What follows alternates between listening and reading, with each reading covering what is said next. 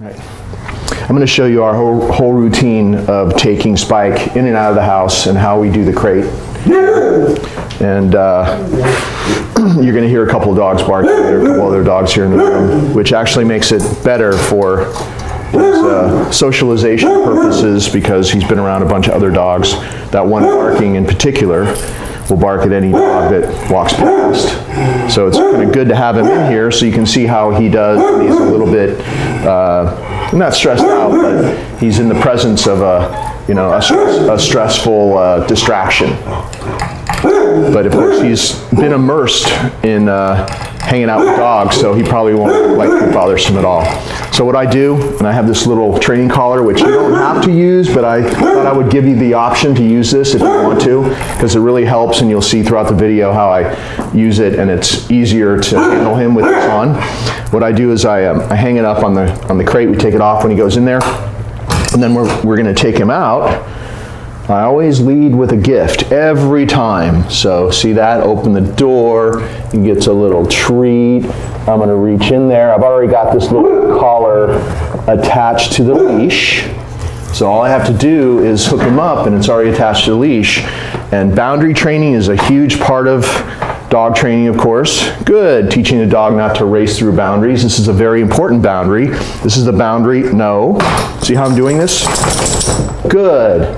This is a boundary to his den, where he sleeps, he eats, he gets treats in here. So in his mind, good stuff happens in here if you keep doing this. Nope. If he tries to come out before you release him, it's a no. And then when he waits, good. See, there's like a good 2 seconds between when I do a little, I guess that would be a correction there.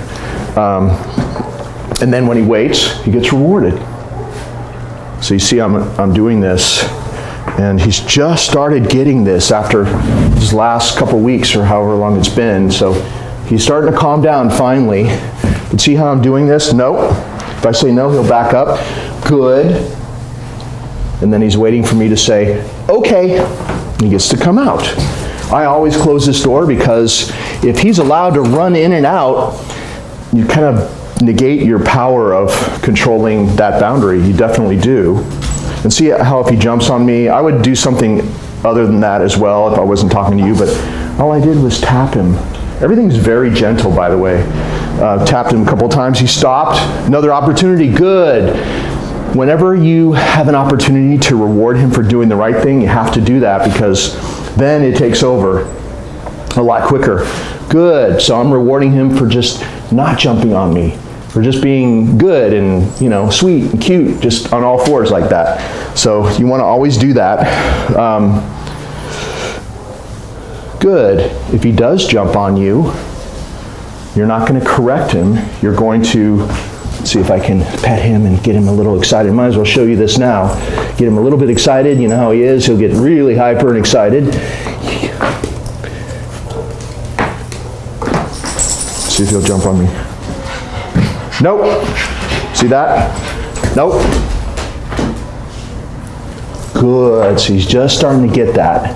Just starting to get it after a couple of weeks. Nope. Do you feel his teeth on you? No.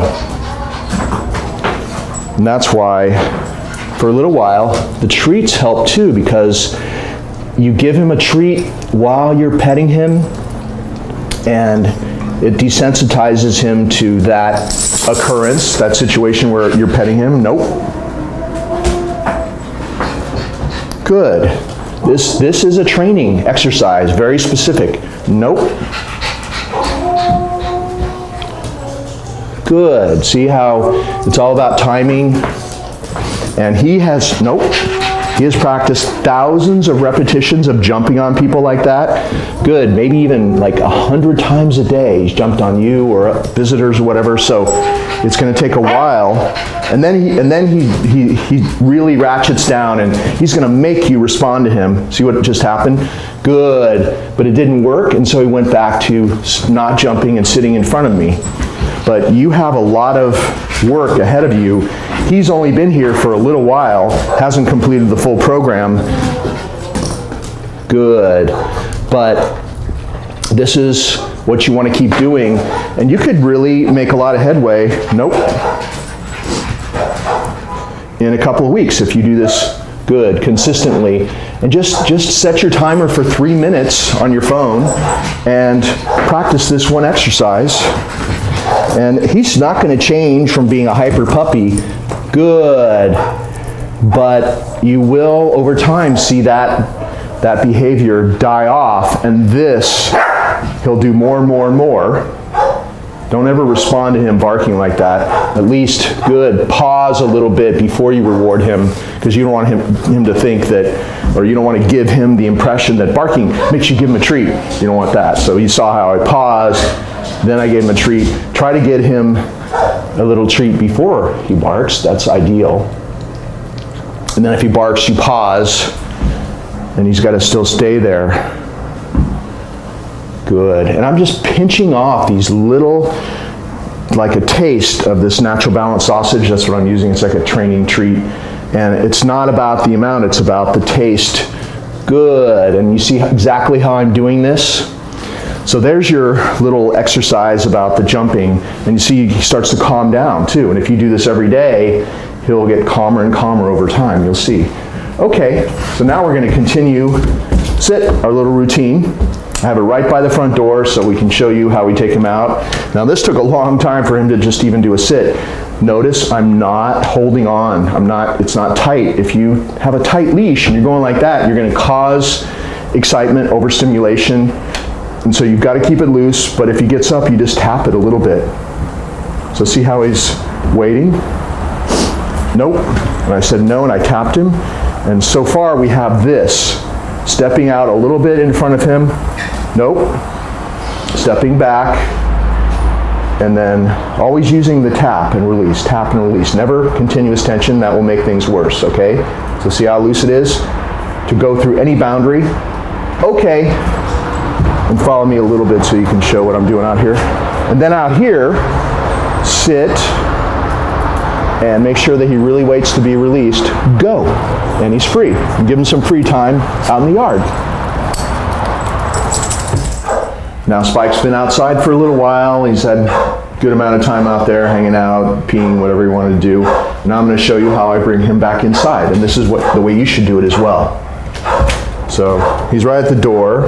He's not allowed to race in and out of the doorway anymore. This is an easy thing that anybody can do to make their dog calmer and teach them respect. Controlling boundaries, the major boundaries, front door, crate, and that's his den where he sleeps and he eats and gets treats. And controlling boundaries really makes a dog start to see you differently. We want him to perceive you differently so that he's not jumping all over you and not listening to you and things like that. And this is a real easy way to start that process of changing the way that he sees you. And also, every time that he went over there now. Good boy. See how he comes to meet me and I got a treat? Right then, there's no jumping. If you beat him to the punch, so to speak, and you give him a treat down there, there's no reason for him to jump because he starts to perceive being down there with all feet on the ground as this is a cool place to be because this is what happens. So you have to make the move first. You have to change the way you handle him for him to change. So now we're at the front door, we're coming in. I don't think I even said sit, but you can see he does this all day long in and out of this doorway. So he automatically does, but don't ever not say sit. So let's say that I wasn't talking to you, I'd hook him up and I'd say sit. And now I'd practice that little sit stay. See how I kind of tapped a couple times, he popped up. No. You're going to step into him like this and put him back.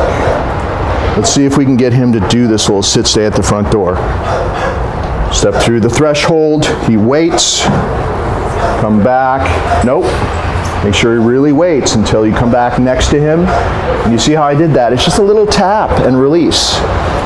And I said no at the same moment. See, the leash is loose. Okay. And just if he wants to surge ahead, just these little taps. I'm going to do another left circle because he's turning into the dog. It's very dominant. See how I'm doing it? Sit. And I just did those circles to position him directly in front of his crate. And this is the way we put him in every day. See, the leash is loose. He loves his crate, obviously.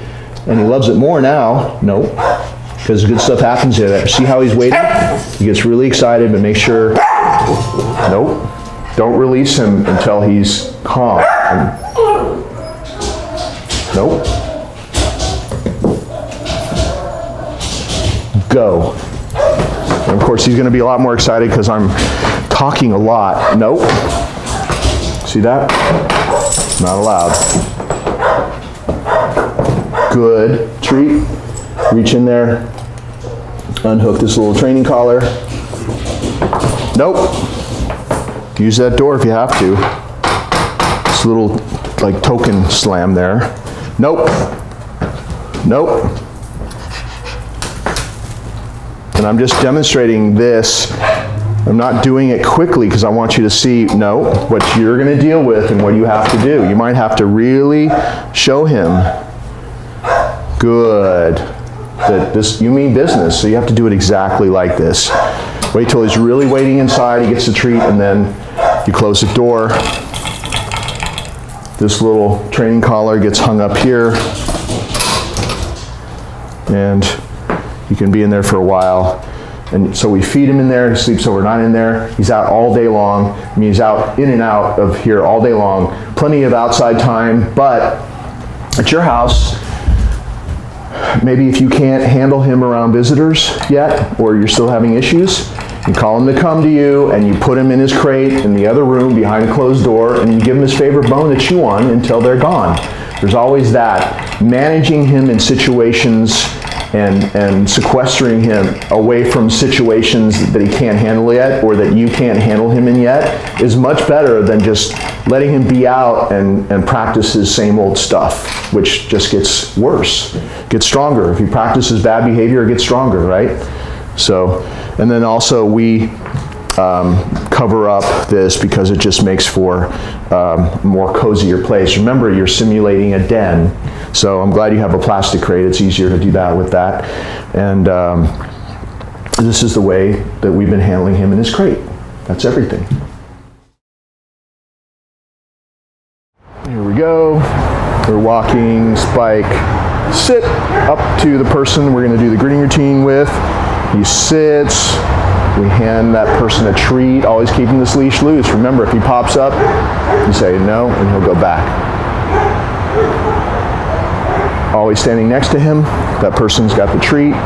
Go say hi. He goes over there, gets the treat, and then you say, come. Call him back to you. Good. See how I only said it once. I backed away. I had my target like this. The trainer is going to call him back like that. Come. Like that. Good. With a closed hand, because later on, or in an emergency, you're not going to have a treat. He doesn't know that it's empty, so you always call him to this closed target like that. The person you're sending him to is not the trainer. That's why they're just like this, with an open hand. Hey, I have a treat for you. Just like that. And Spike is wondering why I'm talking so much. That's why he's barking at me.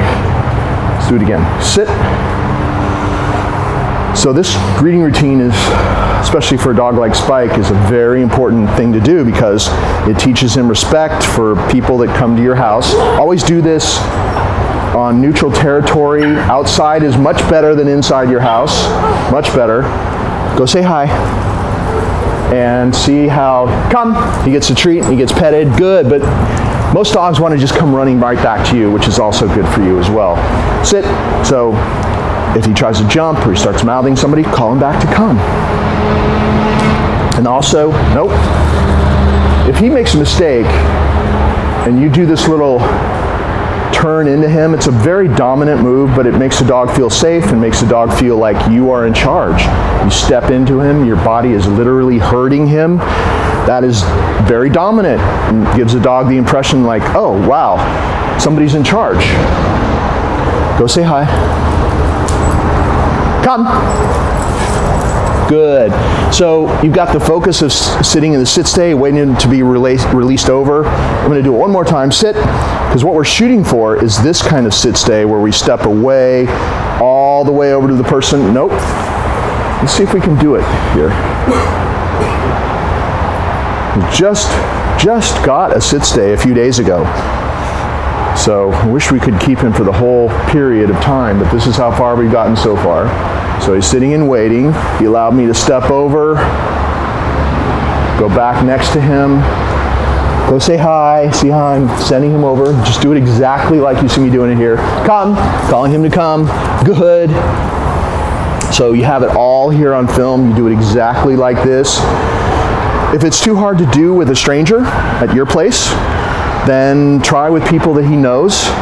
And really, at first, because I'm not going to be there because you're taking him somewhere far away, you know, it might be really tough because in his mind, this is what I do with you. And if I were there, he'd probably be a lot closer to this because in his mind, oh, when that guy is, nope.